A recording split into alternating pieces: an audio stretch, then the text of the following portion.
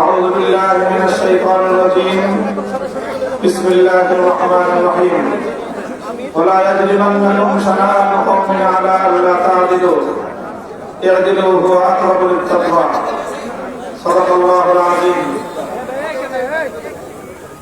আসন্ন ত্রয়োদশ জাতীয় সংসদ নির্বাচনে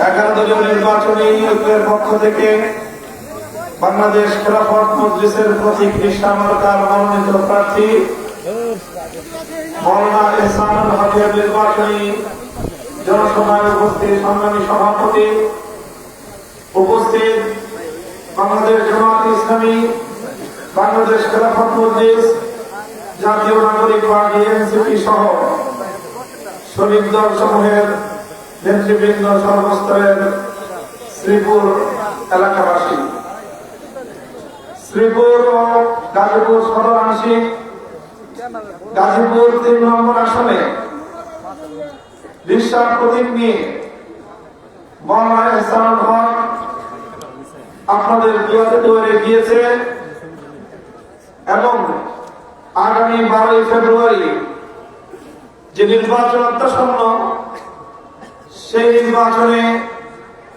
আপনারা সর্বশেষ মুহূর্তের প্রস্তুতি গ্রহণ করছেন।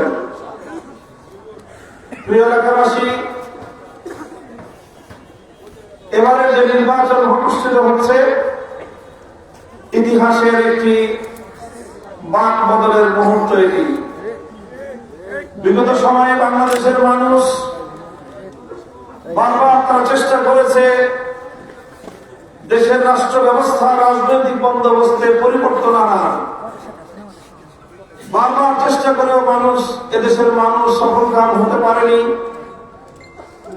তাই 24-এর বিপ্লবের পর 24-এর স্পিরিটকে ধারণ করে বাংলাদেশের তরুণ প্রজন্ম, যারা বিগত 17 বছর ধরে নিজেদের ভোটাধিকার প্রয়োগ করার সুযোগ থেকে বঞ্চিত হয়েছে, 12 ফেব্রুয়ারি তারা সারা দেশ জুড়ে নিজেদের ভোটাধিকার প্রয়োগ করার জন্য অধীর আগ্রহে অপেক্ষা করছে। 17 বছরে বিনা ভোটের নির্বাচন, রাতের অন্ধকারের নির্বাচন, আমি আর দামি প্রার্থীর নির্বাচন, এই করতে করতে 17 বছর পার। 17 বছর আগে যাদের 18 বছর হয়েছে, 17 বছর আগে যাদের 18 বছর হয়েছিল এবং ভোটাধিকার ভোটের বয়স হয়েছিল, এখন তাদের বয়স হল 35 বছর। অর্থাৎ বর্তমানে বাংলাদেশের 35 বছর পর্যন্ত বয়সী কোন মানুষ জীবনে ভোট কি জিনিস সেটা দেখে নাই, জানে না। এটা এই জাতির জন্য, এই জাতির তরুণ প্রজন্মের জন্য চরম দুঃখকর একটি বিষয়। এই যে একটা অচল অবস্থা তৈরি হয়েছে, বাংলাদেশের মানুষ ভাত আর ভোটের অধিকার আদায়ের জন্য 1971-এ মুক্তিযুদ্ধ করেছিল। 1970-এর জাতীয় নির্বাচনের পর এদেশের মানুষের ম্যান্ডেট এবং গণরায়কে যখন বন্দুকের নল দিয়ে উপেক্ষা করার চেষ্টা করেছিল শাসক গোষ্ঠী, তখন পশ্চিম পাকিস্তানি সেই শাসক গোষ্ঠীর বন্দুকের নলের শক্তিকে পরোয়া না করে বাংলার স্বাধীনতা প্রিয় মানুষ তারা বুলেটের সামনে বুক চিতিয়ে দাঁড়িয়ে গিয়েছিল। ঠিক একইভাবে আবার যখন স্বাধীনতার 52 বছর পরেও বাংলাদেশের মানুষের ব্যালটের অধিকারকে বুলেটের শক্তি দিয়ে ছিনতাই করার চেষ্টা করা হয়েছিল, আবার যখন মানুষকে তাদের ন্যায্য অধিকার এবং সম্মান থেকে বঞ্চিত করার চেষ্টা করা হয়েছিল, তখনই জালিমের বুলেটের আঘাতে আবু সাঈদরা বুক পেতে দাঁড়িয়ে গিয়েছিল। তাই এবারের নির্বাচন এটা বহু শহীদের রক্তের ঋণের নির্বাচন।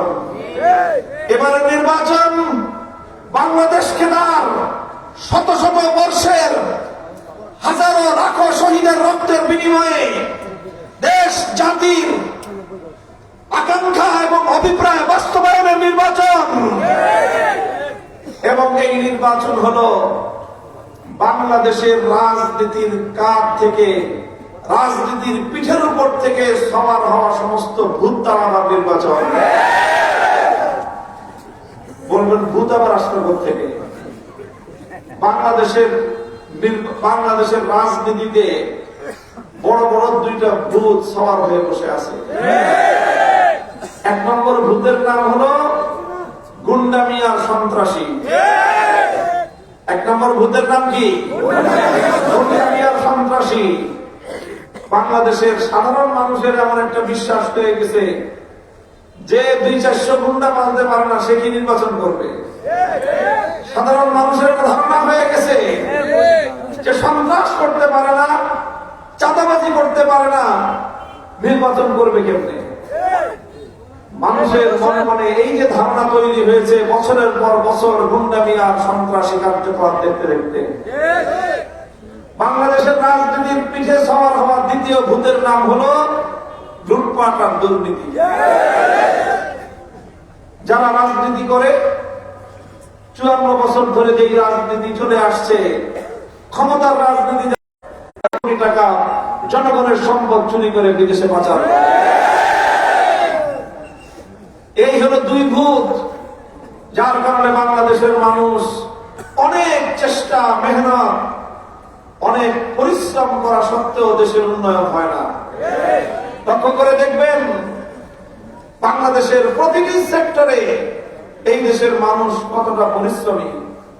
আপনি যদি কৃষকের ফসলের মাঠে যান, দেখবেন এক একজন কৃষক ভোর থেকে সন্ধ্যা পর্যন্ত 12 ঘন্টা 14 ঘন্টা ফসলের মাঠে অক্লান্ত পরিশ্রম করে সোনার ফসল ফলায়। আপনি মিল কারখানায় যান, সেখানে গিয়ে দেখবেন শ্রমিক ভাইয়েরা, বোনেরা অক্লান্ত পরিশ্রম করে তারা দেশের জন্য উৎপাদন করে। গার্মেন্টস গুলোতে আমাদের বোনেরা তারা যে শ্রমটা দেয়, একদিকে তারা সংসার সামাল দেয়, আরেকদিকে তারা পরিবারের সুখ স্বাচ্ছন্দ্যের জন্য আবার কর্ম করে। এইভাবে শ্রমিক শ্রেণী তারা দেশের অর্থনৈতিক উন্নয়নের জন্য অসামান্য অবদান রেখে চলেছে। আপনি দেখেন মজদুর, মেহনতি মানুষ, রাস্তাঘাটে দিনমজুর, রিক্সাওয়ালা, ঠেলাগাড়িওয়ালা, ভ্যান চালক, নৌকার মাঝি, এরা অক্লান্ত পরিশ্রম করে ঘাম ছড়ানো পয়সা এক তিন করে তারা পয়সা উপার্জন করে। ক্ষুদ্র এবং মাঝারি উদ্যোক্তা ব্যবসায়ীরা রাত দিন একাকার করে পরিশ্রম করে ধীরে ধীরে অল্প অল্প করে তারা ব্যবসা সাজায়, ব্যবসা প্রতিষ্ঠান গড়ে তোলে। বড় বড় শিল্প উদ্যোক্তারা কর্মসংস্থান তৈরি করে। এইভাবে দেশের প্রত্যেকটা সেক্টর থেকে দেশের জন্য অর্থনীতির যোগান হয়। আর যারা প্রবাসে যায়, বিদেশে যারা যায়, আমাদের বাংলাদেশি, যাদেরকে আমরা জুলাই যুদ্ধের সময় রেমিটেন্স যোদ্ধা বলে বাংলাদেশের মানুষ আখ্যায়িত করত, সেই রেমিটেন্স যোদ্ধা বিদেশিরা, প্রবাসীরা, সেই রেমিটেন্স যোদ্ধা প্রবাসীরা তারা যে পরিশ্রমটা প্রবাসে করে, আমরা দেশ থেকে অনেকে কল্পনা করতে পারবো না।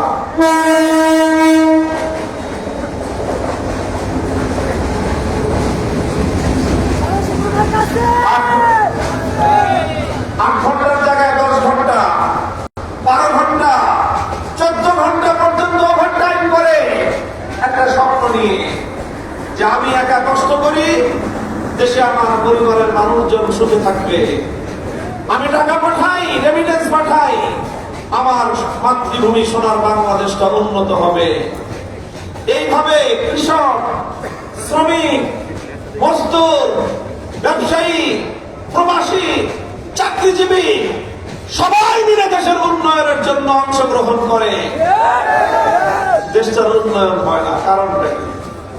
কারণ একটাই, সংসারে 6 ভাই বোন, 5 ভাই বোন মিলে সারাদিন কষ্ট করে টাকা পয়সা উপার্জন করে আনে, বাড়িতে এনে একসাথে জমা করে। রাতের অন্ধকারে এক ভাই আছে, 6 মেরে সকল উপার্জিত পয়সা ছিনতাই করে চুরি করে নিয়ে যায়। বলেন এই সংসারে কোনোদিন সচ্ছলতা আসবে? 5-6 বোন এক চেষ্টা করে, অক্লান্ত পরিশ্রম করে সংসারে সচ্ছলতা আনতে পারবে না যতক্ষণ পর্যন্ত ওই চোরাকে সংশোধন করতে না পারবে। আজকে বাংলাদেশের জাতীয় জীবনের অবস্থা হয়েছে তাই। বাংলাদেশের কৃষকরা মাঠ থেকে মেহনত করে, শ্রমিকরা মিল কলকারখানায় ঘাম ছড়ায়, দিনমজুররা রাস্তাঘাটে অক্লান্ত পরিশ্রম করে, ব্যবসায়ীরা রাত দিন আরামকে হারাম করে দিয়ে পয়সা উপার্জন করে, প্রবাসীরা সারা দুনিয়া জুড়ে রেমিটেন্স যুদ্ধ করে দেশের জন্য পয়সা পাঠায়। আর সব কিছু একত্রিত হওয়ার পর দিন শেষে দুর্নীতিবাজ রাজনীতিবিদরা পয়সা চুরি করে লক্ষ লক্ষ কোটি টাকা বিদেশে পাচার করে বেগম পালা করে। তাই আজ বাংলাদেশের আমরা 11টি দল, 11 ভাই হাতে হাতে ঐক্যবদ্ধ হয়েছি। আগামীর বাংলাদেশের 18 কোটি মানুষের ভাগ্য নিয়ে কাউকে আর ছিনিমিনি খেলতে দেব না। বিগত দিনে যারা সন্ত্রাস করে, গুন্ডামি করে, নির্বাচন দখল করে, ব্যালট ছিনতাই করে ক্ষমতায় যেত, আর ক্ষমতায় গিয়ে 5 বছর দুর্নীতি আর লুটপাট করত। ইনশাআল্লাহ 2026 সালের 12 ফেব্রুয়ারি বাংলার মানুষ ব্যালট বিপ্লবের মাধ্যমে প্রমাণ করবে বাংলাদেশে সন্ত্রাসতন্ত্র চলবে না, লুটপাট তন্ত্র চলবে না ইনশাআল্লাহ। আমি আপনাদেরকে উদাত্ত আহ্বান জানাতে চাই, সারা দেশ ঘুরে বেড়াচ্ছি আলহামদুলিল্লাহ। আজও সেই খুলনা, সিরাজগঞ্জ, ঢাকা 3 সমাবেশ করার পরে 4র্থ সমাবেশ আপনাদের গাজীপুরে। প্রতিটি জায়গায় জায়গায় জনতার বাপ ভাঙ্গা জোয়ার উঠেছে। নির্বাচনী ঐক্যের প্রার্থীদেরকে বিজয়ী করবার জন্য ইনশাআল্লাহ আল্লাহ পাক রব্বুল আলামিন সাহায্য করবেন। 12 ফেব্রুয়ারি নির্বাচনে 11 দলীয় নির্বাচনী ঐক্যজোট যুগ শ্রেষ্ঠ শিক্ষাবিদের রক্তের ধারা প্রবাহিত। আরেকদিকে শাইখুল হাদিস আল্লামা আজিজুল হক রাহমাতুল্লাহ আলাইহির দৌহিত্র। এই 2 ধারার সমন্বয়ে মাওলানা ইহসানুল হক নিজেকে আপনাদের খেদমতের জন্য উপস্থাপন করেছে। এবার জনগণের ভাগ্য পরিবর্তনের রিকশা। আপনারা সকল এলাকা জুড়ে, বিস্তীর্ণ শ্রীপুর, গাজীপুর সদর জুড়ে যত ডোবা, নালা, খাল, বিল, এইসব জায়গায় শাপলাকলি আছে না, সেখান থেকে খাল, বিল সব জায়গা থেকে শাপলাকলি তুলবেন। তারপরে দাড়িপাল্লা আছে, দাড়িপাল্লা দিয়ে ইনসাফের সাথে মাপবেন। তারপরে রিকশায় করে জাতীয় সংসদের দিকে রওনা করবে।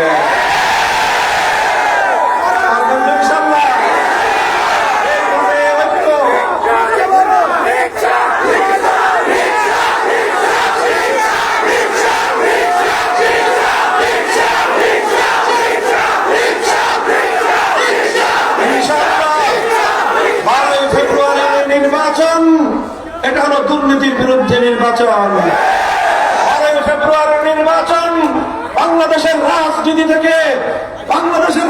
থেকে সন্ত্রাস এবং গুন্ডামিকে ঝাঁটাপেটা করে বিদায় করা নির্বাচন।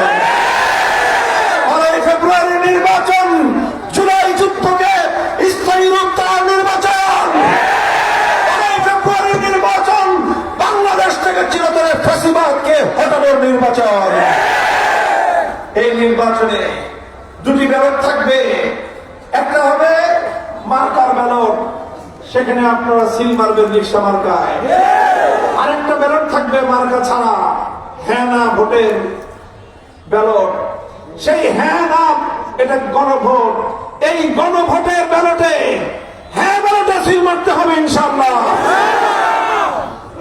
1.5 সহস্রাধিক মায়ের কোল খালি করা জুলাইয়ের শহীদ, 30,000-এর বেশি যুদ্ধাহত জুলাই যোদ্ধা, যারা কেউ জীবনের তরে বন্ধু হয়েছে, কেউ জীবনের তরে দৃষ্টিশক্তি হারিয়ে অন্ধ হয়ে গিয়েছে। এই 30,000 জুলাই যোদ্ধা আজও ধুকে ধুকে বাংলার মাটিতে তারা অপেক্ষার প্রহর গুনছে।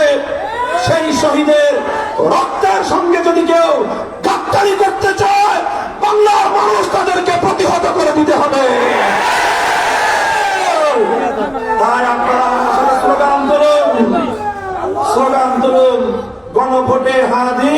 রিক্সা মার্কায় ভোট দিন। গণভোটে হ্যাঁ দিন। ভোট দিয়ে কি করবেন? বাড়িতে গিয়ে ঘুমিয়ে থাকবেন? ভোট দেওয়ার পর আপনাদের এই ফসল, সোনার ফসলের মাঠ থেকে যেন কেউ চুরি করে নিয়ে যেতে না পারে, এই জন্য সন্ধ্যা পর্যন্ত ভোটের কেন্দ্রগুলোকে পাহারাদারি করতে হবে।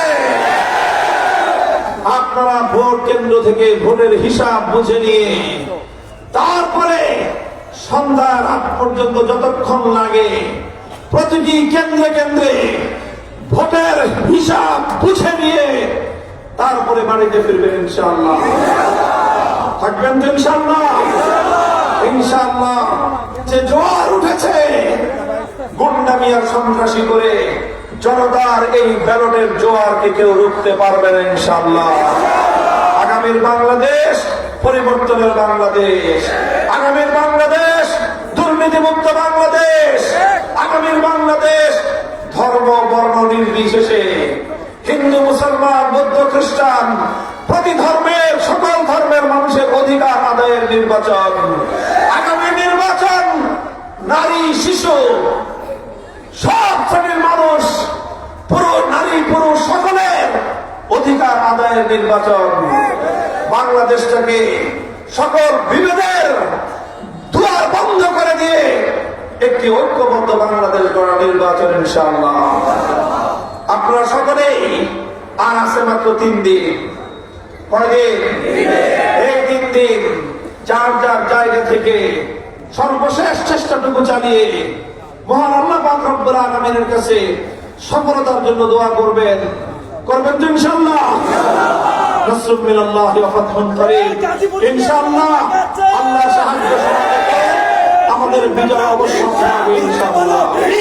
সালাম জানানোর সাথে ইনকিলাব ইনকিলাব ইনকিলাব ইনকিলাব গোলামি না আজাদি, আজাদির মার্কা 26-এর মার্কা, স্বপ্নের মার্কা, 71-এর মার্কা, ইনকিলাবের মার্কা। আসসালামু আলাইকুম ওয়া রাহমাতুল্লাহ। সুবহানাল্লাহি ওয়া বিহামদিহি, সুবহানাল্লাহি ওয়া বিহামদিহি, আশহাদু আল্লা ইলাহা ইল্লা আনতা